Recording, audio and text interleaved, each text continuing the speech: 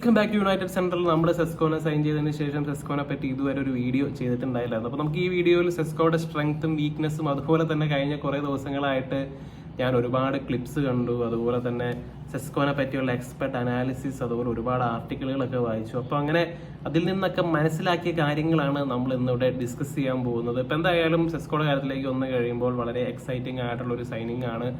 ഒരു young talent, ഒരു യൂറോപ്പിലെ തന്നെ പലരും നോക്കിക്കൊണ്ടിരുന്ന ഒരു ബിഗ് പ്രോസ്പെക്റ്റിനെയാണ് നമ്മൾ കൊണ്ടുവന്നിട്ടുള്ളത്. അതും നമ്മൾ മാത്രം മതി, യുണൈറ്റഡ് മാത്രം മതി എന്നുള്ള കാര്യം പറഞ്ഞുകൊണ്ട് കുറഞ്ഞ വേജസിലാണ് യുണൈറ്റഡിലേക്ക് വന്നിട്ടുള്ളത്.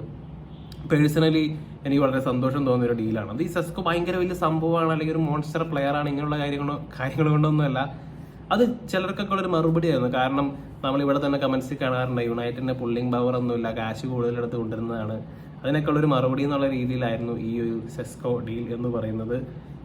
ന്യൂ കാസിലിന്റെ വലിയ ഓഫറൊക്കെ ഉണ്ടായിട്ടും അതൊക്കെ വേണ്ടാന്ന് വെച്ചിട്ട് യുണൈറ്റഡ് മതി എന്ന് പറഞ്ഞുകൊണ്ട് സെസ്കോ നമ്മുടെ അടുത്തേക്ക് വന്നു. അപ്പോൾ ആ കാര്യത്തിൽ നിന്ന് തന്നെ പറഞ്ഞു തുടങ്ങാം. ആറ്റിറ്റ്യൂഡിന്റെ കാര്യമാണ്. എനിക്ക് ഈ സെസ്കോയുടെ തന്നെ പഴയ ഒരു ഇന്റർവ്യൂ ഉണ്ട്. പുള്ളി സ്ലൊവേനിയനിൽ ചെയ്യുന്ന ഒരു ഇന്റർവ്യൂ ആണ്, ഒരു സ്ട്രീമറിന്റെ ഒപ്പം വരുന്നത്. അപ്പോൾ അന്നേരം ആരും ചോദിക്കുന്നുണ്ട് യുണൈറ്റഡിലേക്ക് കളിക്കാൻ പോകുക. അപ്പോൾ ഇൻ ഫ്യൂച്ചർ അങ്ങോട്ട് പോകാനുള്ള ശ്രമങ്ങളൊക്കെയാണ് നടത്തിക്കൊണ്ടിരിക്കുന്നത്. അപ്പോൾ അതിൽ തന്നെ ഞാൻ ആ ഒരു ലെവലിലേക്ക് ആയിട്ടില്ല, ഞാൻ ഇപ്പോഴും കാര്യങ്ങളൊക്കെ പഠിച്ചു വരുന്നേ ഉള്ളൂ. അപ്പോൾ അങ്ങനെ ഒരു ലേണിംഗ് മെന്റാലിറ്റി, അല്ലെങ്കിൽ ഒരു ലേണർ എന്നുള്ളൊരു സ്വയം ഒരു മനസ്സിലാക്കുക, അതാണ് ശരിക്കും പറഞ്ഞ ഏറ്റവും വലിയൊരു അടയാളം എന്ന് പറയുന്നത്. ഇപ്പോൾ നമ്മുടെ ടീമിൽ തന്നെ നമുക്കറിയാം, ചിലരും റൊണാൾഡോയാണെന്നൊക്കെ വിചാരിച്ചുകൊണ്ടിരുന്ന ചില ആൾക്കാരൊക്കെ നമ്മുടെ ടീമിൽ ഉണ്ടായിരുന്നതാണ്. അപ്പോൾ അങ്ങനെയുള്ള പ്ലേയേഴ്സിന്റെ കൂട്ടിലേക്ക് ഒരു റൈറ്റ് ആറ്റിറ്റ്യൂഡുള്ള ഒരു പ്ലെയർ ഇനിയും പഠിക്കാൻ പറ്റും. അതുപോലെ തന്നെ ഹാലൻഡിനെ പറ്റിയൊക്കെ പറയുന്ന വീഡിയോസൊക്കെ ഉണ്ട്. അപ്പോൾ ഹാലൻഡിന്റെ ക്ലിപ്സ് കാണാറുണ്ട്, ഹാലൻഡിന്റെ മൂവ്മെന്റ് ശ്രദ്ധിക്കാറുണ്ട്. അപ്പോൾ ആ ഒരു ലെവലിലേക്കൊക്കെ എത്തണം. അങ്ങനെയുള്ള ഒരു ആറ്റിറ്റ്യൂഡുള്ള ഒരു പ്ലെയറാണ് സെസ്കോനെ കണ്ടത്. അപ്പോൾ തീർച്ചയായും നല്ലൊരു കോച്ചിന്റെ അണ്ടറിൽ കിട്ടിക്കഴിഞ്ഞാൽ നല്ല രീതിയിൽ എനിക്ക് തോന്നുന്ന ഒരു ഡെവലപ്പ് ചെയ്തെടുക്കാൻ പറ്റുന്ന ഒരു പ്ലെയർ തന്നെയാണ് സെസ്കോ. ഇനി ഓഫ് കോഴ്സ് നമുക്ക് ആളുടെ പ്രധാനപ്പെട്ട ആട്രിബ്യൂട്ടും കാര്യങ്ങളിലേക്കും ഫിസിക്കാലിറ്റിയുടെ കാര്യത്തിലേക്കൊക്കെ വരാം. തീർച്ചയായും നമുക്ക് എല്ലാവർക്കും അറിയാവുന്ന ഒരു കാര്യമാണ്, ഹീ ഈസ് എ ജയന്റ്. ഭയങ്കര പൊക്കമുള്ള ഒരു മനുഷ്യനാണ്. 6 അടി 5 ഇഞ്ച് പൊക്കമുള്ള വളരെ ടോളായിട്ടുള്ള പ്ലെയറാണ്. അപ്പോൾ നമുക്കറിയാം, ടോളായിട്ടുള്ള പ്ലെയേഴ്സ് ഉണ്ടായാൽ അവർക്കൊന്നും ഏരിയൽ എബിലിറ്റി ഉണ്ടാവണമെന്നൊന്നുമില്ല. അതിന്റെ ഏറ്റവും നല്ല എക്സാമ്പിൾ നമ്മുടെ ടീമിൽ കണ്ടിട്ടുള്ളതാണ്. വെഗോസ്റ്റ് 6 അടി പൊക്കമുള്ള ഒരാളാണ്. പക്ഷെ അത്ര ഏരിയൽ എബിലിറ്റി ഉണ്ടായിരുന്നില്ല, അത്രയും ഒട്ടും ഉണ്ടായിരുന്നില്ല. പിന്നെ ഹോലൻഡിന്റെ കാര്യത്തിലേക്ക് വരുമ്പോഴാണെങ്കിലും തലവെക്കാനൊക്കെ അത്ര എബിലിറ്റി ഉള്ള ആൾക്കാരല്ല. എന്നാലും വല്ലപ്പോഴൊക്കെ വൺ ഓഫ് ഗോളുകളൊക്കെ അടിക്കാറുണ്ട്. സിർസിയുടെ കാര്യത്തിലേക്ക് വരുമ്പോഴാണെങ്കിലും ഓൾമോസ്റ്റ് സെയിം സെസ്കോയുടെ ഹൈറ്റ് ആണ്. പക്ഷെ അതൊന്നും സിർസി ഒന്നും അങ്ങനെ ഏരിയൽ എബിലിറ്റി കംപ്ലീറ്റ്ലി യൂട്ടിലൈസ് ചെയ്യുന്ന ഒരു പ്ലെയർ അല്ല. പക്ഷെ സെസ്കോയുടെ കാര്യത്തിലേക്ക് വന്നു കഴിയുമ്പോൾ ഏരിയൽ എബിലിറ്റി കംപ്ലീറ്റ്ലി ആൾ യൂസ് ചെയ്യുന്നുണ്ട്. അതല്ലെങ്കിൽ അതൊക്കെ പോളിഷ് ചെയ്തെടുക്കാവുന്ന ഒരു കാര്യമാണ്. പക്ഷെ ആ ഒരു നല്ലൊരു ഏരിയൽ എബിലിറ്റി ഉള്ളൊരു പ്ലെയർ ആയിട്ട് മാറുന്ന ഒരു പ്രൊജക്ടറാണ് ശരിക്കും നമ്മൾ സെസ്കോയിൽ കാണുന്നത്. ഇപ്പൊ കഴിഞ്ഞ 2 സീസണിലും 8 ഗോളുകളോളം സെസ്കോ അടിച്ചിട്ടുണ്ട്. അതുപോലെ തന്നെ ഏതാണ്ട് 50% ഏരിയൽ സക്സസ് റേറ്റ് സെസ്കോക്ക് ഉണ്ട്. ഇപ്പൊ 50% എന്ന് പറയുമ്പോൾ അത് അത്ര വലുതല്ല എന്ന് തോന്നാം. പക്ഷെ അത് കോമ്പീറ്റ് ചെയ്യുന്ന ഏരിയൽ ബാറ്റിൽസും കൂടി നമുക്ക് കൺസിഡർ ചെയ്യണം എന്നുള്ളതാണ്. ചില സമയത്ത് ചില ഏരിയൽ ബാറ്റിൽസ് പോയി ജയിക്കാൻ പറ്റാത്ത ഏരിയൽ ബാറ്റിൽസ് പോയും ചിലപ്പോൾ പോയി തലവയ്ക്കാൻ നോക്കാറുണ്ട്. അപ്പൊ അങ്ങനെയുള്ള സിറ്റുവേഷനുകളിലാണ് ഈ പറയുന്ന പോലെ സ്റ്റാറ്റിസ്റ്റിക്കലി അത് കുറഞ്ഞു പോകുന്നത്. അപ്പോൾ ഏരിയൽ എബിലിറ്റിയുടെ കാര്യം ഞാനിവിടെ പലപ്പോഴും ഈ ചാനലിൽ പറയാനുള്ള ഒരു കാര്യമാണ്. അപ്പോൾ എൻ്റെ ഒരു അപ്രോച്ച് എന്ന് വെച്ച് കഴിഞ്ഞാൽ നമ്മുടെ ടീമിൽ ഏരിയൽ എബിലിറ്റി ഉള്ള, ഹെഡിങ് എബിലിറ്റി ഉള്ള പ്ലേയേഴ്സ് വേണമെന്നുള്ളതായിരുന്നു. അപ്പോൾ ആ ഒരു കാര്യത്തിലേക്ക് വന്നു കഴിയുമ്പോഴാണെങ്കിലും തീർച്ചയായും സെസ്കോയുടെ കാര്യത്തിലേക്ക് വരുമ്പോൾ ഹാപ്പിയാണ്. ഇതെങ്ങനെ ടീമിനെ നമ്മൾ സപ്പോർട്ട് ചെയ്യും? തീർച്ചയായും നമുക്കറിയാവുന്ന ഒരു കാര്യമാണ്, എംബോമോ അടിപൊളിയായിട്ട് ക്രോസുകൾ ഇടുന്ന ഒരു മനുഷ്യനാണ്. കഴിഞ്ഞ സീസണിൽ പ്രീമിയർ ലീഗിൽ ഏറ്റവും കൂടുതൽ ക്രോസ് ഇട്ട ഒരാളാണ്. അതുപോലെ തന്നെ കഴിഞ്ഞ പ്രീ സീസൺ മത്സരം കണ്ടിട്ടുണ്ടെങ്കിൽ അതിനകത്ത് മനോഹരമായിട്ടുള്ള ക്രോസുകൾ എംബോമോ ബോക്സിലേക്ക് ഇടുന്നുണ്ടായിരുന്നു. അപ്പോൾ അങ്ങനെയാണെങ്കിൽ ആ ക്രോസുകൾക്ക് തല വെക്കാനായിട്ട് സെസ്കോ അവിടെ ഉണ്ടാവും എന്നുള്ളതാണ്. മാത്രമല്ല ഡോർഗു ആണെങ്കിലും ക്രോസ് ഇടും, കുണ്ണിയാണെങ്കിലും ക്രോസ് ഇടും, ബ്രൂണോക്കെ ആണെങ്കിലും ക്രോസ് ഇടാൻ അറിയാം. അപ്പോൾ തീർച്ചയായും എസ്പെഷ്യലി ചെറിയ ടീമുകൾക്കെതിരെ, ലോ ബ്ലോക്കൊക്കെ ഇട്ടിരിക്കുന്ന ടീമുകൾക്കെതിരെ സെസ്കോയുടെ തല നമുക്ക് വളരെയധികം ആവശ്യം വരും എന്നുള്ളതാണ്. മാത്രമല്ല ഇവരെയൊക്കെ സപ്പോർട്ട് ചെയ്യുന്ന കാര്യം പറഞ്ഞു, ഈ അറ്റാക്കിംഗ് പ്ലേയേഴ്സിനെ സെസ്കോനെ കൊണ്ടുള്ള ഉപയോഗം പറഞ്ഞു. പക്ഷേ ഇവിടെ പ്രത്യേകം നമ്മൾ ചിന്തിക്കേണ്ട മറ്റൊരു കാര്യം എന്ന് വെച്ച് കഴിഞ്ഞാൽ, സെസ്കോണ്ടുള്ളൊരു ഗുണം ഒനാനയ്ക്കും കിട്ടും എന്നുള്ളതാണ്. കാരണം ഇന്ററിലുള്ള ഒനാനെ നമ്മൾ കാണണമെങ്കിൽ ഒരു പക്ഷേ ആ ഒരു ഒനാനെ കണ്ടത് ഓർമ്മയുണ്ടെങ്കിൽ അവിടുത്തെ മെയിൻ ഒരു സംഭവമായിരുന്നു, അവിടെ ഒരു ടാർഗറ്റ് മാൻ സ്ട്രൈക്കർ ഫ്രണ്ടിൽ ഉണ്ടായിരുന്നു. ഒനാനയുടെ ലോങ് ബോൾ ഒന്നിനെ തലയെ കൊണ്ടോ അല്ലെങ്കിൽ ചെസ്റ്റ് ട്രാപ്പ് ചെയ്തോ ശരിക്കും ഏരിയൽ എബിലിറ്റി ഉള്ള ഒരു പ്ലെയർ അവർക്ക് ഫ്രണ്ടിൽ ഉണ്ടായിരുന്നു എന്നുള്ളതാണ്. അപ്പോൾ ഒരു പക്ഷേ ഒനാനയുടെ ലോങ് ബോളുകൾ സെസ്കോയ്ക്കും ഗുണം കിട്ടാം, ടീമിനും ഗുണം കിട്ടാം, ഒനാനയ്ക്കും ഗുണം കിട്ടാം. അപ്പോൾ അങ്ങനെ ഒരു കാര്യവും സെസ്കോ വന്നു കഴിയുമ്പോൾ ഇവിടെ നമ്മൾ കൺസിഡർ ചെയ്യണം എന്നുള്ളതാണ്. അതുപോലെ തന്നെ അത്ലറ്റിക്സത്തിന്റെ കാര്യത്തിലൊന്നും പ്രത്യേകം പറയേണ്ട കാര്യമില്ല. ഭയങ്കര അത്ലറ്റിക് ആയിട്ടുള്ള പ്ലെയർ ആണ്. ആള് തന്നെ പറഞ്ഞിട്ടുണ്ട് റോൾ മോഡൽ എന്ന് പറഞ്ഞു കഴിഞ്ഞാൽ സ്ലാറ്റിനാണ്. അപ്പൊ ആ ഒരു രീതിയിൽ എന്താ പറയാ ഡെവലപ്പ് ചെയ്യാൻ ശ്രമിക്കുന്ന ഒരു പ്ലെയർ ആണ്. അത്രയും അത്ലറ്റിക് ആയിട്ട് കാലൊക്കെ പൊക്കണോ എന്റെ പൊന്നോ.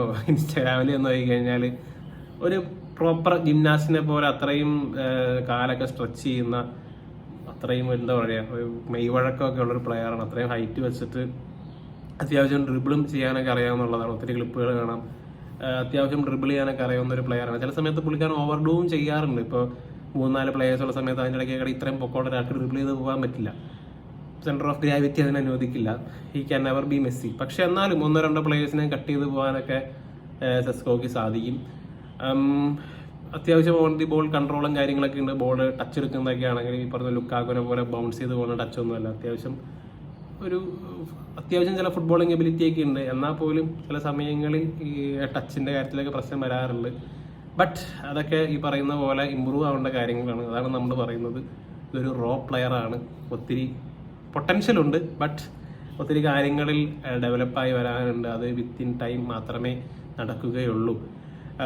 അതുപോലെ തന്നെ ആളുടെ ഷൂട്ടിങ്ങിന്റെ കാര്യത്തിലേക്ക് വന്നു കഴിയുമ്പോൾ നമ്മൾ ബുണ്ടസ് ലീഗകൾ അടിച്ചിട്ടുള്ള ഗോളുകളൊക്കെ നോക്കിക്കഴിഞ്ഞാൽ പലതരം ഗോളുകൾ അടിക്കുന്ന ഒരു പ്ലെയറാണ്. ഹെഡർ ഗോൾ ആയിക്കോട്ടെ, ലോങ് ഷോട്ടുകൾ ആയിക്കോട്ടെ, ഔട്ട്സൈഡ് ദി ബൂട്ട് ആയിക്കോട്ടെ, അങ്ങനെ മൾട്ടിപ്പിൾ സ്റ്റൈലുകളിൽ ഗോൾ അടിക്കുന്ന ഒരു പ്ലെയറാണ്. ടാപ്പിനുകളാണെങ്കിലും പൊസിഷനിങ് അറിയാം. നമ്മൾ മുമ്പൊരു വീഡിയോയിൽ മെൻഷൻ ചെയ്തിട്ടുള്ളതാണ്. ആളുടെ ഏറ്റവും വലിയ എനിക്ക് റയലൊക്കെ ആയിട്ടുള്ളൊരു മത്സരം ഉണ്ടായിരുന്നു. ആ മത്സരത്തിലൊക്കെ എനിക്ക് ഏറ്റവും കണ്ടൊരു കാര്യം എന്ന് വെച്ച് കഴിഞ്ഞാൽ എവിടേക്കാ ചെല്ലണം എന്നുള്ള കാര്യം സെസ്കോക്ക് അറിയാം. പക്ഷേ ആളുടെ വീക്ക്നെസ് എന്ന് പറഞ്ഞു കഴിഞ്ഞാൽ ഈ പറയുന്ന പോലെ ഷോട്ട് സെലക്ഷനാണ്.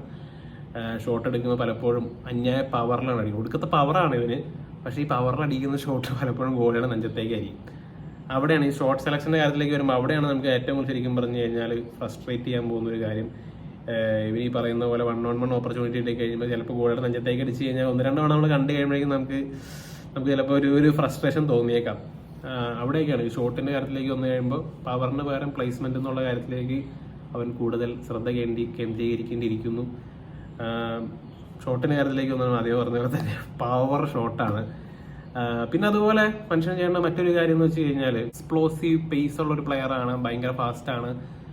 നമുക്കൊരു കൗണ്ടർ അറ്റാക്കിംഗ് ഓപ്പർച്യൂണിറ്റി കിട്ടിക്കഴിഞ്ഞാൽ തീർച്ചയായും എംബോമോ അതുപോലെ തന്നെ ഈ സെസ്കോ ലിങ്കപ്പിലേക്കാണ് നമ്മൾ ശരിക്കും പറഞ്ഞു കഴിഞ്ഞാൽ നോക്കി കാണുന്ന ഒരു കാര്യം. അതുപോലെ തന്നെ അമാദ്, ഇവരൊക്കെ നല്ല സ്പീഡി ആയിട്ടുള്ള പ്ലേയേഴ്സാണ്. അപ്പോൾ അതുകൊണ്ട് തന്നെ എസ്പെഷ്യലി അതുപോലെ തന്നെ ഡോർഗു, ഇവർ ലിങ്കപ്പൊക്കെ വർക്കായി കഴിഞ്ഞാൽ നമുക്ക് നല്ലൊരു കൗണ്ടർ അറ്റാക്കിംഗ് ഓപ്പർച്യൂണിറ്റി കിട്ടി കഴിഞ്ഞാൽ ശരിക്കും പറഞ്ഞാൽ പൊരിക്കാൻ പറ്റും എന്നുള്ളതാണ്. നമ്മൾ വലയുടെ അണ്ടറിൽ അങ്ങനത്തെ കൗണ്ടർ അറ്റാക്കിംഗ് നമ്മൾ കാണുമായിരുന്നു. നമ്മുടെ ഒരു സിഗ്നേച്ചർ സംഭവമാണ് യുണൈറ്റഡിന്റെ കൗണ്ടർ അറ്റാക്കിംഗ് എന്ന് പറയുന്നത്. അപ്പോൾ അത് തിരിച്ചു കൊണ്ടുവരാനായിട്ട് ഇതുപോലെ സ്പീഡി പ്ലേയേഴ്സിന് ഒരു പക്ഷേ സാധിച്ചേക്കാം. പിന്നെ അതുപോലെ കണ്ടൊരു മറ്റൊരു കാര്യം എന്ന് വെച്ച് കഴിഞ്ഞാൽ ഇവന്റെ ലിങ്ക് പ്ലേയും ഹോൾഡ് പ്ലേയും ഒന്നും അത്ര അടിപൊളിയൊന്നും അല്ല. അത് ഈ പറയുന്ന പോലെ ഇമ്പ്രൂവ് ആയി വരേണ്ട ചില കാര്യങ്ങളാണ്.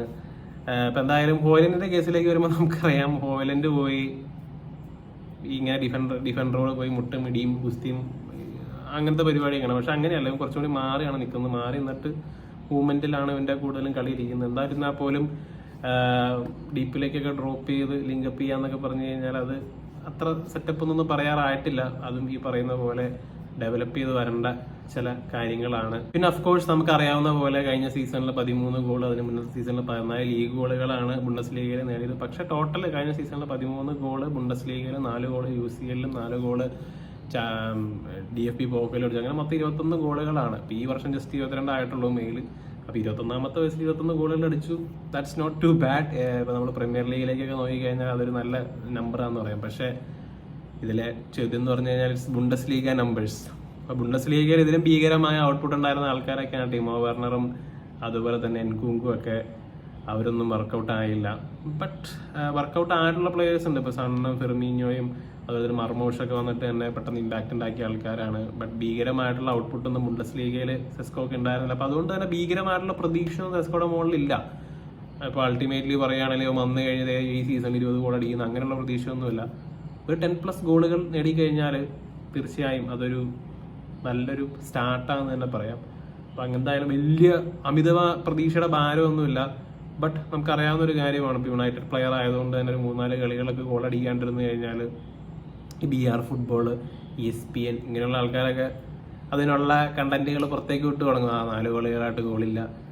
അപ്പം അങ്ങനെയുള്ള ഇതൊക്കെ നമുക്ക് എന്തായാലും സെസ്കോക്ക് നേരിടേണ്ടി വരും എന്നുള്ളതാണ് ഈ കാര്യത്തിലേക്ക് വന്നു കഴിയുമ്പോൾ. പക്ഷേ നല്ല ഒരു പൊട്ടൻഷ്യലുള്ള ഭാവിയിൽ ഒരു നല്ല സ്ട്രൈക്കർ ആവാൻ സാധ്യതയുള്ള ഒരു പ്ലെയർ തന്നെയാണ് സെസ്കോ. അതാണ് എനിക്ക് തോന്നിയ ഒരു കാര്യം. അപ്പോൾ നിങ്ങളുടെ അഭിപ്രായങ്ങൾ എന്താണെന്നുള്ള കാര്യം തീർച്ചയായും കമൻറ്റുകളായിട്ട് ഇടുക. നമുക്ക് മറ്റൊരു വീഡിയോയുമായി വീണ്ടും കാണാം.